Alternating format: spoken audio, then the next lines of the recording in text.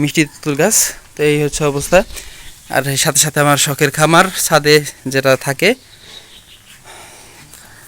অবশ্য আমি মুরগি এখন পরিপূর্ণ পালা বাদ দিয়ে দিছি। এ হচ্ছে সবজি পচানো হইতেছে এখানে।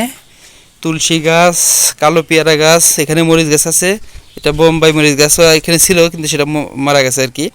আর এটা ছিল গিয়ে একদম হাইব্রিড জাম, কালো জাম। যাই হোক, এই হলো অবস্থা বর্তমান আমার ছাদ বাগানের। তো সাধ্যমতো আসলে চেষ্টা করতেছি যতটুকু করা সম্ভব, সাধ্যের বাইরে তো আর সম্ভব না। তো যতটুকু সম্ভব চেষ্টা করতেছি যে ছাদ বাগানটা একটু সুন্দর করে করার জন্য। তো এই কদিন আসলে বৃষ্টির জন্য একটু সুবিধা হয়েছে, গাছগুলো আমার পরিপূর্ণ মানে খুব ভালো সবুজ হয়েছে।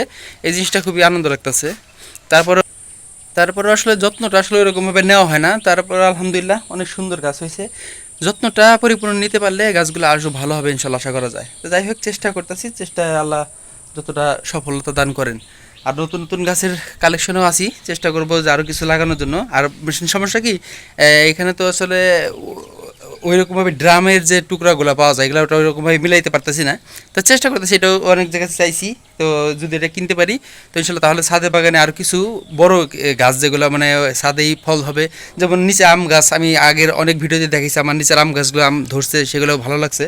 তো এরকম আম, পেয়ারা, এরকম যা ছাদে দেওয়া যায় চেষ্টা করবো আর কিছু গাছ টাছ বোনার জন্য।